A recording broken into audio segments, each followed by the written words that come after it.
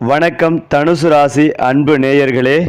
அதாவது தனுசு ராசிக்காரர்கள் என்றாலே தன்னம்பிக்கையும் சுதந்திர உணர்ச்சியும் நிரம்பியவர்கள் என்று கூட சொல்லலாம்.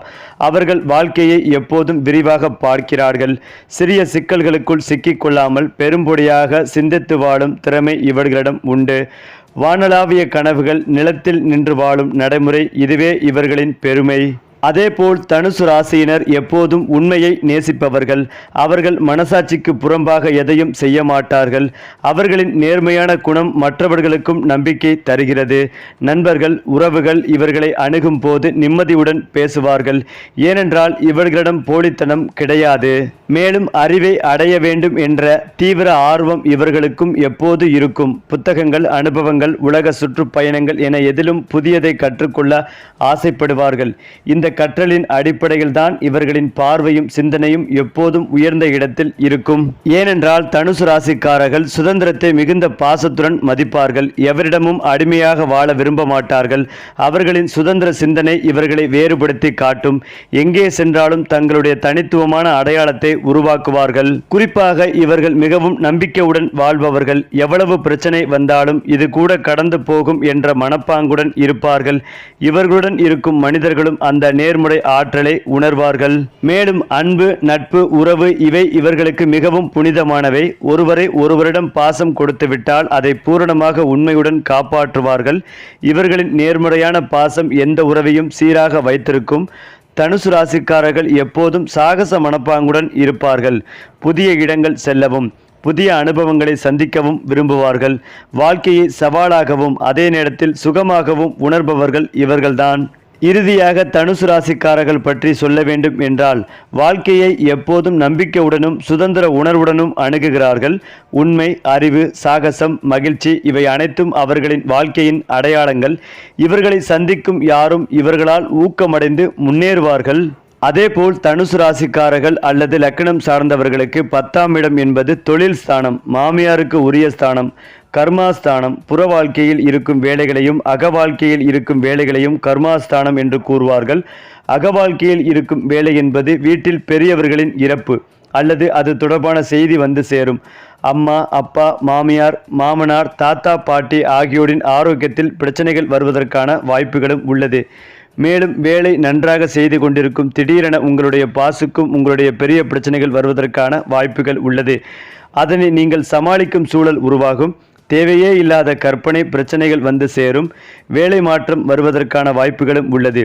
நீங்கள் வேலைக்கு செல்லும் இடங்களில் பெருமாள் கோவில், நதி, குளம் போன்றவை இருப்பதற்கான வாய்ப்புகள் உள்ளது. சிலருக்கு வெளிநாடு சென்று வரும் யோகமும் உண்டாகும். வரும் 40 நாட்களுக்கு மட்டும் பொறுமையை கடைபிடித்தால் போதும். பெரிய பாதிப்புகள் எதுவும் ஏற்படாது. நீங்கள் எடுக்கக்கூடிய முடிவுகள் உங்களுக்கு சாதகமாக மாறும். ஆனால் வெளியில் சொல்லாமல் செய்வது நன்மை பயக்கும். இந்த கேது கிறிஸ்த சூரிய கிரகணத்தில் மட்டும் செய்யும் வேலைகளை வெளியில் சொல்லக்கூடாது. குறிப்பாக ஆஸ்திரேலியா, நியூசிலாந்தில் இருக்கும் நபர்கள் மிகுந்த கவனமாக இருக்க வேண்டும். அரசு நமக்கு எதிராக நிறைய கொள்கைகளை வகுக்கக்கூடிய சூழல் உண்டாவதற்கான வாய்ப்புகள் உள்ளது. அரசு அதிகாரிகள் பிரச்சனைகள் இடமாற்றம் ஏற்பட்டு செல்வதற்கான வாய்ப்புகள் உள்ளது. சில பேர் இடைநீக்கம் செய்யப்படுவார்கள், மெமோ வாங்குவார்கள். தேவையில்லாத பிரச்சனைகளில் சிக்குவதற்கான வாய்ப்புள்ளதால் மிகுந்த கவனம் தேவை. வேலையில் இருந்தாலும் கவனம் தேவை. குறிப்பாக மருத்துவர்களாக இருக்கும் தனுசு ராசியினர் மிகுந்த எச்சரிக்கையாக இருப்பது நல்லது. நீங்கள் செய்யும் அறுவை சிகிச்சை கவனம் தவறியதால் பெரிய பிரச்சனை, சர்ச்சைகளில் சிக்கும் வாய்ப்புள்ளது. பெயர் கெடக்கூடும். 2 மருத்துவர்களுக்கிடையே பிரச்சனைகள் வரும் வாய்ப்புள்ளது. உத்தியோகத்தில் இருக்கும் தனுசு ராசியினரும் மிகுந்த கவனமாக இருக்க வேண்டும்.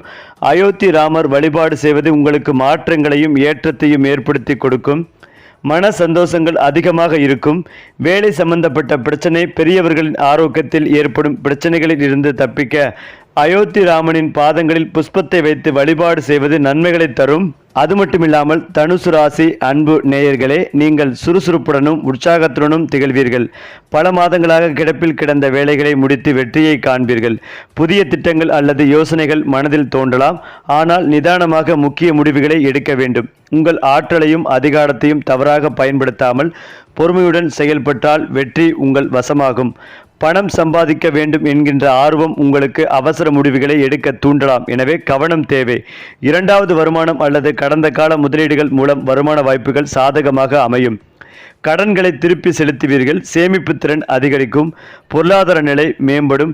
நிதி ஸ்திரத்தன்மை அதிகரிக்கும். தொழிலில் இருந்தும் நல்ல லாபம் கிடைக்கப் போகிறது. குடும்ப உறவில் மகிழ்ச்சிகள் நீடிக்கும். உறவினர்களின் வருகை அல்லது எதிர்பாராத சந்திப்புகள் மூலம் மகிழ்ச்சி அடைவீர்கள். வாழ்க்கை துணைவியுடன் நல்லிணக்கம் ஏற்படும். நிதி திட்டமிடுதலில் அவர்களின் உதவி கிடைக்கும். குடும்பத்தினருடன் பேசும் பொழுது வார்த்தைகளில் கவனத்துடன் இருக்க வேண்டும். அன்பானவர்களிடம் இணக்கமாக அணுகுமுறையை பின்பற்றுவது மிக மிக நல்லது.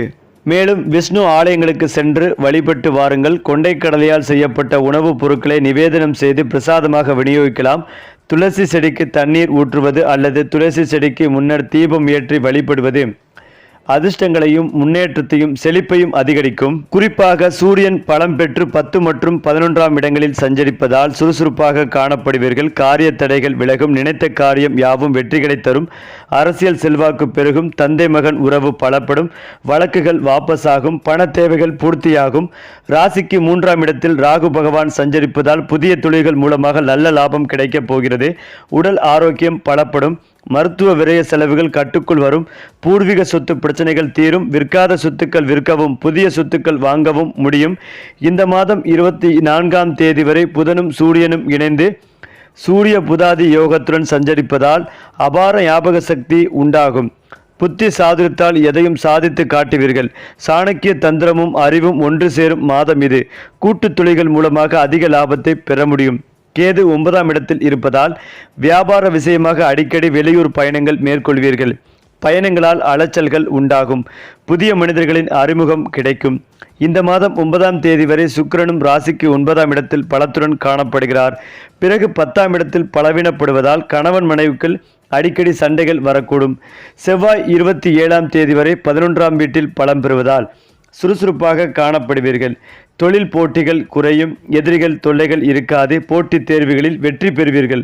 குரு 7ஆம் இடத்தில் இருப்பதால் திருமண சுப காரியங்கள் நடக்கும். தொழில் வியாபாரத்தில் நல்ல லாபம் உங்களுக்கு கிடைக்கப் போகிறது. பொன் பொருள் சேர்க்கை உண்டாகும். உறவினர்கள் மூலமாக நற்செய்தி உங்களுக்கு கிடைக்கப் போகிறது. அடுத்தபடியாக 4ஆம் வீட்டில் சனி பகவான் இருப்பதால் தாயாரிடம் வாக்குவாதங்கள் செய்யாதீர்கள். அந்நிய மொழி காரர்களிடம் எச்சரிக்கையாக இருங்கள். யாருக்கும் சப்போர்ட் செய்யாதீர்கள். அக்டோபர் 14, 15, 16 தேதிகளில் சந்திராஷ்டமம் வருகிறது. இதற்கான பரிகாரம் வாரந்தோறும் வரக்கூடிய ஞாயிற்றுக்கிழமைகளில் ஊர்காவல் தெய்வங்களான ஐயனார், வீரபத்ரர், கருப்பசுவாமி போன்ற உக்கிர தெய்வ வழிபாடுகள் சிறப்பை தரும். மேலும் இதையெல்லாம் தாண்டி உங்களுக்கு எல்லாவற்றிலும் லாபம் அதிகரிக்கும். உத்தியோகம் தொழிலில் லாபம் 2 மடங்காகும். இறங்கிய காரியத்தில் எல்லாம் வெற்றிகள் குவியும்.